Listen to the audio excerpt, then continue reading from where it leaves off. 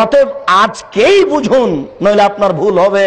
শুনুন, রাসূল সাল্লাল্লাহু আলাইহি সাল্লাম বলেন, এদিকে লক্ষ্য করুন, বেকুল্লে তাসবিহাতিন সাদাকা, সুবহানাল্লাহ বললে সাদকার নেকি হয়। অবেকুল্লে তাহমিদাতিন সাদাকা, আলহামদুলিল্লাহ বললে সাদকার নেকি হয়। অবেকুল্লে তাকবিরাতিন সাদাকা, আল্লাহু আকবার বললে সাদকার নেকি হয়।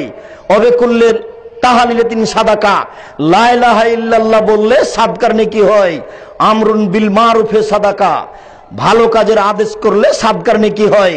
অনাহিন আনিল মুনকারে সাদাকা, মন্দ কাজের নিষেধ করলে সাদকার নেকি হয়। ওয়া ইজুজিলাহা রাকাতানে আল্লাতি ইয়ারকাউ নাস জোহান, মানুষ যদি চাস্তে 2 রাকাত সালাত আদায় করে, এতগুলি কাজ করে যত নেকি হবে, 8টা 8:30টার সময় 2 রাকাত নামাজ পড়লে তত নেকি হবে। এবার শুনুন, রাসূল সাল্লাল্লাহু আলাইহি সাল্লাম বলেন, কেউ যদি ফজরের সালাত জামাতে পড়েছে, ফজরের সালাত জামাতে পড়ার পরে 2 বসে তাসবিহ তাহলিল জিকির আজকার করছে, করতে করতে করতে হাত্তা তাতলু আশ-শামস, সূর্য উঠে গেল, ও সাল্লা রাকাতাইন, তখন 2 রাকাত সালাত আদায় করলো, আজরুহু কা আজরিল হাজ্জ উমরা তাম্মা তাম্মা তাম্মা, তাহলে হজ এবং উমরার নেকি হবে পূর্ণ হজ পূর্ণ উমরা, পূর্ণ হজ পূর্ণ উমরা, পূর্ণ হজ পূর্ণ উমরা।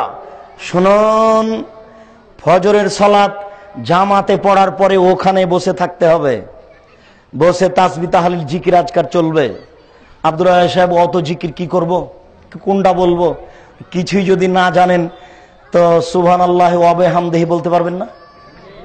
আর না হলে সুবহানাল্লাহি ওয়া আলহামদুলিল্লাহি আল্লাহু আকবার, সুবহানাল্লাহি ওয়া বিহামদিহি বলতেই থাকেন, এতেই হবে।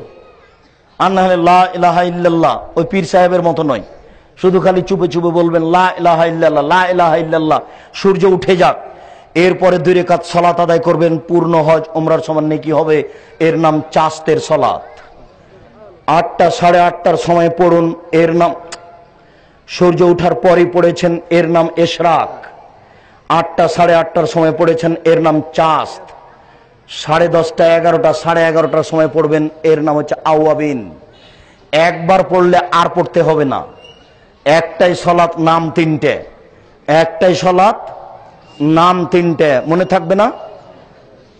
সূর্য ওঠার পরে পড়লে তার নাম ইশরাক, 8টা 8:30টায় পড়লে তার নাম চাস্ত, 10:30টা 11টায় পড়লে তার নাম আওয়াবিন। একবার পড়লে আর পড়তে হবে না, এক সালাত, নাম 3টে।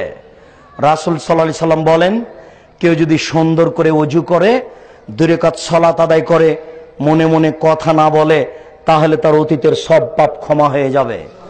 রাসূল সাল্লাল্লাহু আলাইহি সাল্লাম বলেন, কেউ যদি সুন্দর করে ওযু করে 2 রাকাত সালাত আদায় করে, মনে মনে ভয় ভীতি নিয়ে, তাহলে তার জন্য জান্নাত জরুরি।